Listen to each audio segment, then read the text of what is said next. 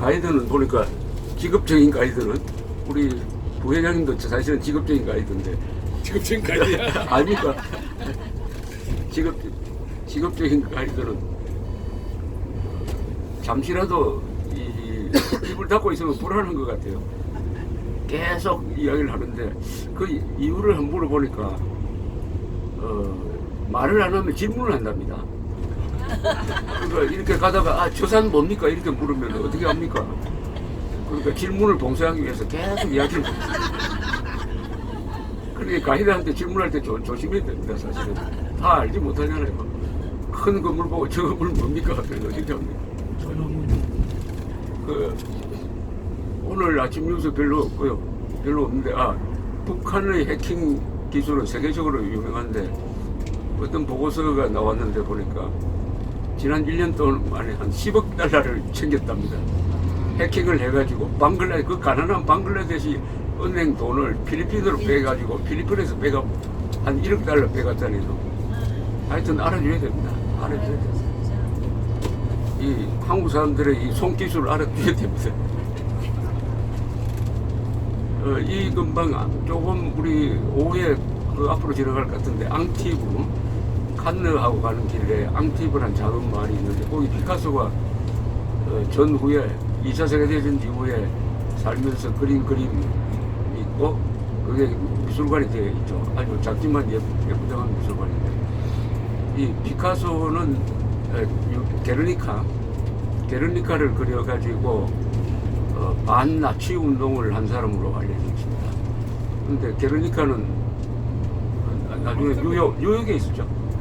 뉴욕에 그 그림은 뉴욕에 가서 보관되어 있다가 나중에 돌아와가지고 마드리드에 있는 소피아 미술관에 지금 전시되어 있는데 이 피카소는 공산당원이었습니다.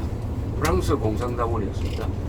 그런데 이상하게도 2차 세계대전 때 파리에서 계속 그림을 그렸습니다. 나치가 피카소를 괴롭히지 않았습니다. 그리고 이 피카소와 한국은 좀 악연이 있습니다.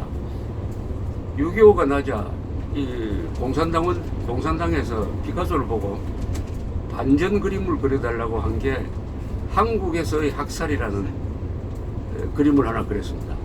스케치 비슷한 그림이죠. 그것을 세계 공산당이 이용을 해가지고 미군이 이렇게 학살을 한다 해가지고 막 선전으로 아주 유명해진 그림입니다. 얼마 전에 우리 교과서에 그 그림을 넣었다가 나중에 빼기도 했는데 그 그림을 그린 때문에 피카소는 게르니카는 뉴욕에 있었는데 미국에 입국을 할 수가 없었습니다. 1952년분인가 그때 초청을 받고 미국으로 들어가려고 하니까 FBI에서 입국 금지를 시켰습니다. 그러니까 평생 피카소는 미국 가지 못하고 죽었습니다.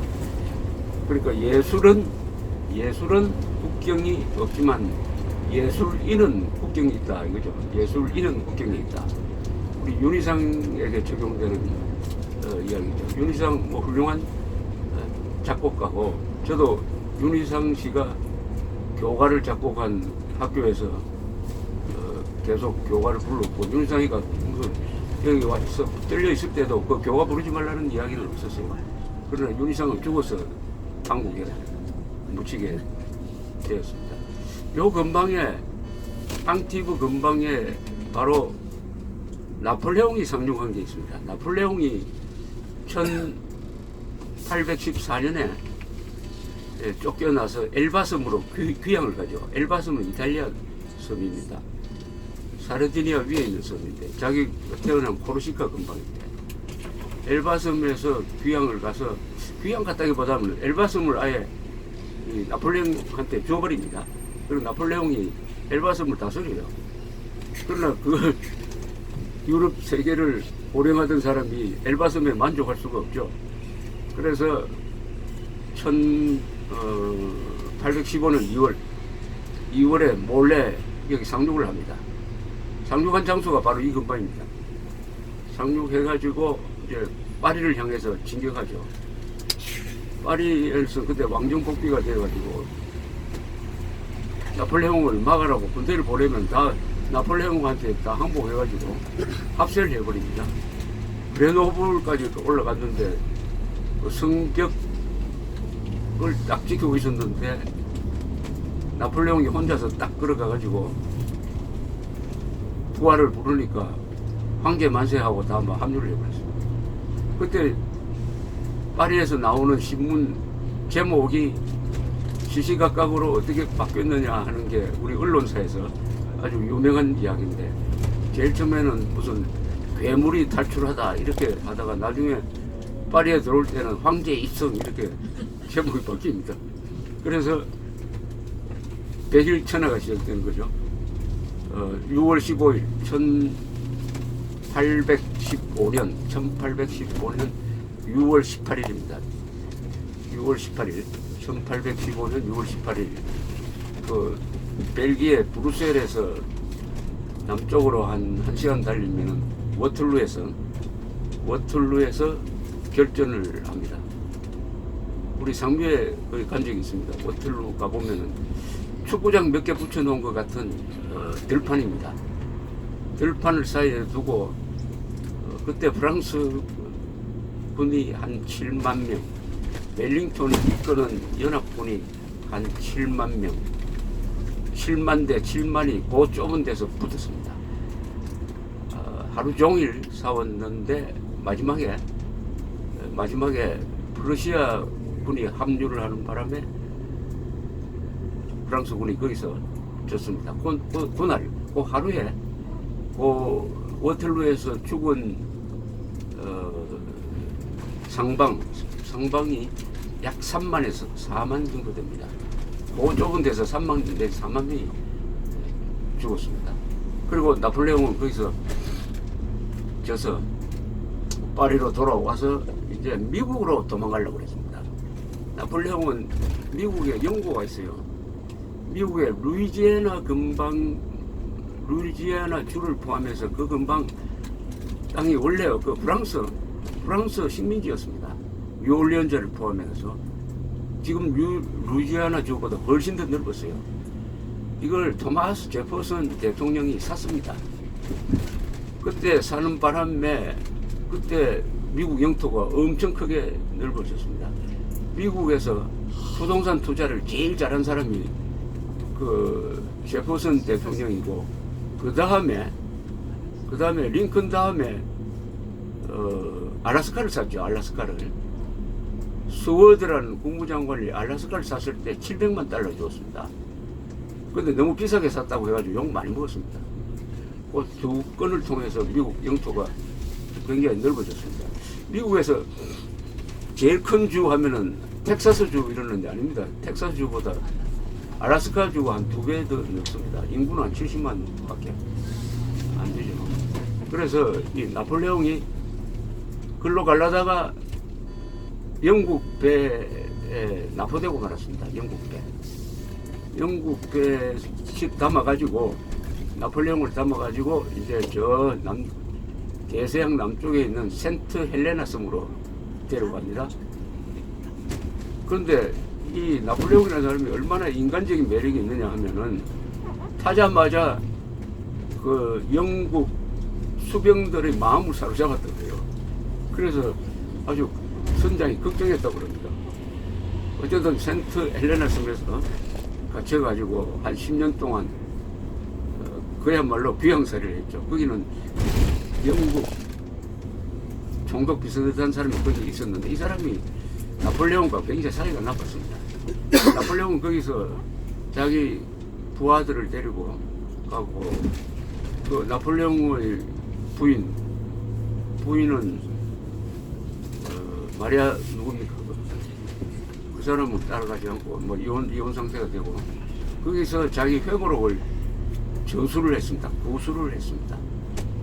그러다가 나폴레옹이 죽고 나서 돌아온 데가 바로 프랑스의 앵발리드죠. 프랑스에 가면은 앵발리드를 잘 안 가시는 분들이 있는데 꼭 가시면 좋은데, 군사박물관입니다.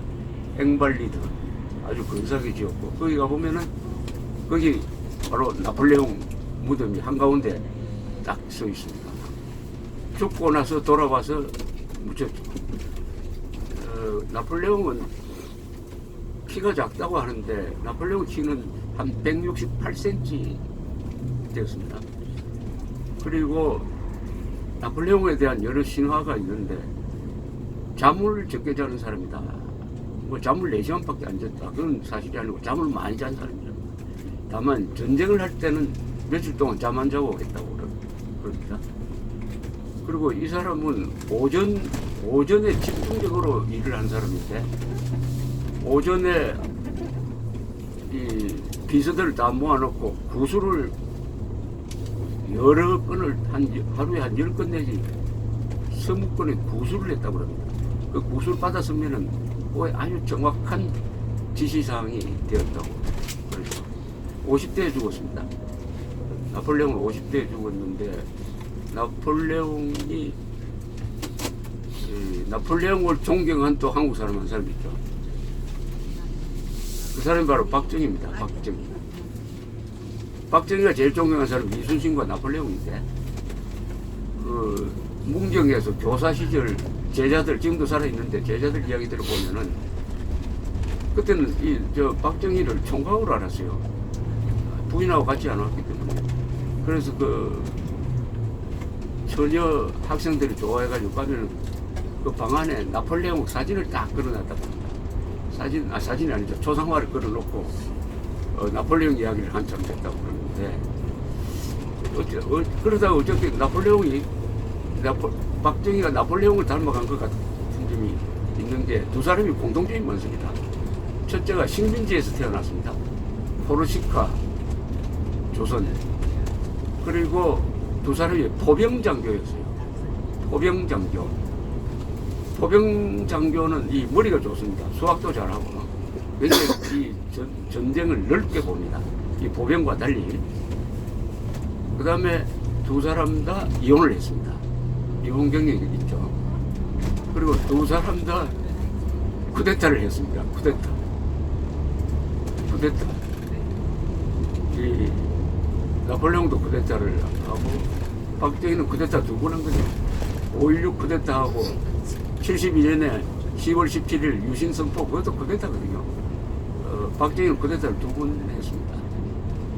그리고 죽고 나서 한참 있다가 복권이 된 점도 좀 비슷하다고 생각합니다.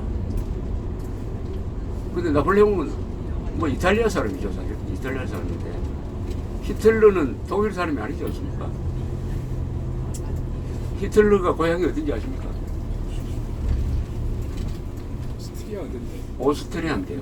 오스트리아인데 이 사람이 비엔나에 옮겨가서 비엔나에서 노숙자 생활을 했습니다. 그림을 잘 그렸어요. 그래서 노숙자 합숙소에서 히틀러는 그림을 그리고 유대인 친구가 단짝이었습니다. 이 유대인은 그림을 팔았어요. 길거리에서 그림 팔면은 50대 50으로 나눴습니다. 그러다가 1914년 이 전쟁이 터지니까 자원했습니다. 자원해서 히틀러는 전선에서만 4년을 보냈습니다. 하사였어요. 그리고 연락병을 했습니다. 굉장히 용감했습니다. 그러다가 1918년에 이 독가스를 맞았습니다. 그래서 실명이 되어버렸어요. 실명이 된 상태에서 베를린으로 와서 병원에 입원을 했습니다. 그런데 베를린에 와보니까 유대인들이 군 복무를 기피해가지고 후방에서 말이지 돈 벌고 뭐 한다 이걸 보게 된 거예요. 그러면서 실명 상태에서 치료를 받으면서 거기서 작심을 합니다. 내가 눈만 뜨기만 하면은 유대인들 이것들 멸종을 시킨다고 그때 원안에서 묻혀가지고 맹세를 했다고 합니다. 그런데 불행하게도 눈을 떴어요. 인류의 불행입니다. 그보다 더 큰 불행은 비엔나에서 미술대학에 들어가려고 했는데 2번이나 낙방을 했어요. 그 대학교 때문에 세계의 운명이 바뀌어버렸어요. 그때 만약 히틀러가 그 학교 들어가서 자기가 원하는 대로 그림 그렸으면 어떻게 됐겠습니까? 2차 세계대전은 안 났을 가능성이 많죠. 나폴레옹 이야기하다가 히틀러로 가버린 거야. 지금 가는 데가 방스인데 여기 이브몽땅이 자주 왔다고 합니다. 여기 배우들이 여기 좋아했다고 해요. 이브몽땅, 시몬느 뭡니까? 시쇼레가? 시노레. 그 사람 이브몽땅 부인 아니었습니까? 맞죠? 이브몽땅 부인. 그 다음에 무슨 제임스 볼드윈이라는 미국의 소설가 이런 분들이 이곳을 좋아했고 샤갈 무덤이 여기 있습니다. 더 방스.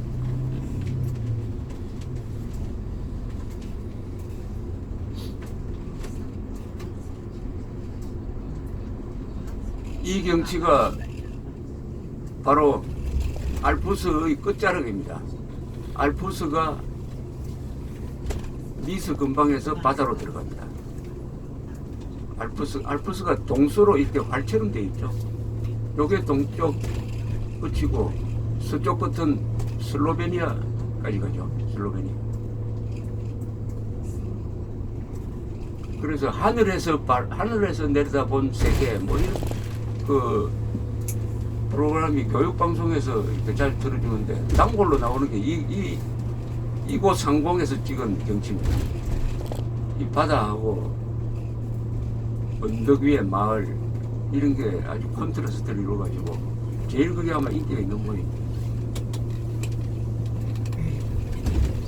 어제 그 가이드 설명대로 이 근방은 사보이 왕국의 오랜 지배를 받다가 이탈리아가 통일하는 과정에서 그때 프랑스하고 교섭을 해가지고 요게 니스 지방이 프랑스로 넘어왔습니다. 사보이 왕가는 사보이 호텔 해가지고 명동에 호텔이 있어가지고 그게 친숙한데 원래 근거지가 우리 평창하고 그 동계올림픽 경쟁했던 앙시 근방에 있었습니다. 근거지가.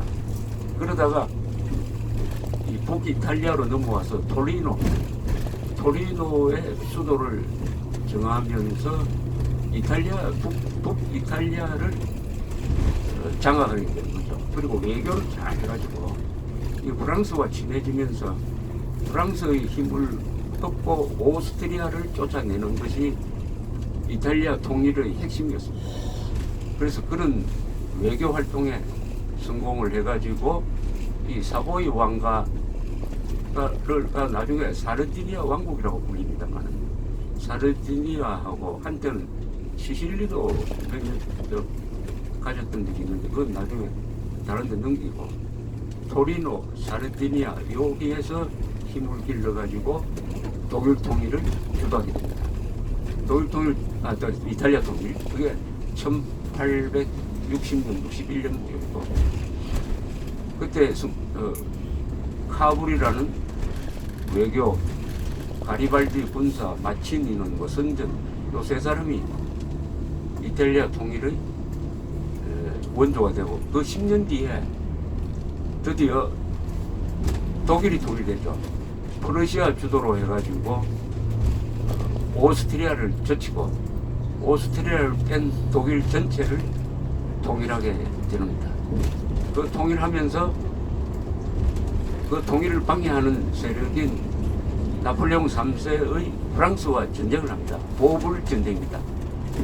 1870년에서 1871년 사이에 파리를 포위를 하고 모든 사람들이 그때 보불 전쟁 하면은 프랑스가 이긴다고 봤습니다. 그러나 이 독일이 준비를 제대로 했고 특히 철로망을 이용을 한 군사력의 집중 배치, 신속 배치에 성공을 해가지고 이겼습니다. 그런데 파리가 포위되어 있는 상태에서 프랑스에서 내분이 일어났습니다. 좌파와 우파가 대결을 합니다. 좌파는 파리 시청을 장악하고 우파는 저 벨사유로 가가지고 의회를 장악하고 해서 좌파가 장악한 파리를 수복하는 과정에서 유명한 파리 꼼륜 사태가 일어납니다. 파리 꼼륜. 거기서 약 3만 명이 죽었습니다. 한번 상상해 보십시오. 1871년 그 화려한 파리에서 다른 사람들도 아니고 프랑스 사람들끼리 그것도 적에게 포위가 되어 있는 상태에서 시가전을 벌려가지고 3만 명을 죽였어요. 그게 좌우 대결입니다. 좌우 대결. 좌우 대결이 얼마나 무서운지 종족 간에 한국만 그러니까 프랑스입니다. 그래서 빨리 뽑는 프랑스에서 지금도 좌우 대결 구도가 잠재되어 있는 거예요. 바로 파리 콤뮌에서 3만 명을 죽인 이 기억이 그게 계속 이어져 가지고 이렇게 됐어요.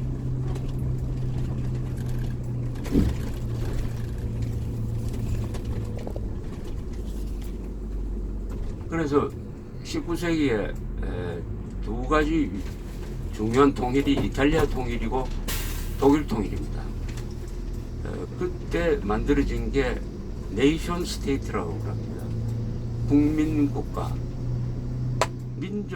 같은 민족이 나라 하나를 만든다는 게 이제 네이션 스테이트인데, 그전에는 여러 민족이 뒤섞이고 해가지고 국민국가라는 개념이 유럽에서는 확립되지 않았습니다.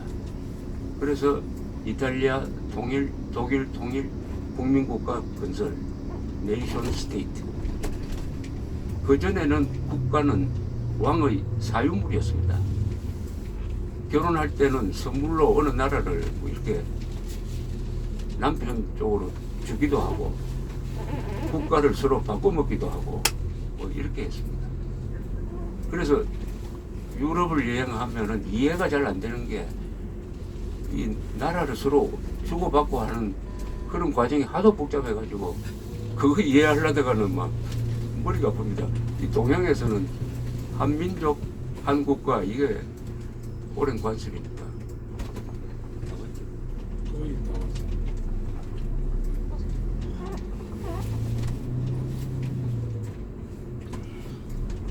그런데 명치유신 때 일본 사람들이 1868년에 명치유신을 하면서 선진된 서양 문물을 많이 이렇게 수입을 할 때 번역을 하기 시작을 했습니다. 그때 번역 잘못해가지고 우리가 지금 고생하고 있는 게 두 가지가 있습니다. 디모크러시를 민주주의로 번역을 했는데, 이거 민주제도라고 번역해야 되는 걸 민주주의라고 번역을 하니까 완전히 이데올로기가 되어버렸습니다. 민주주의는 이데올로기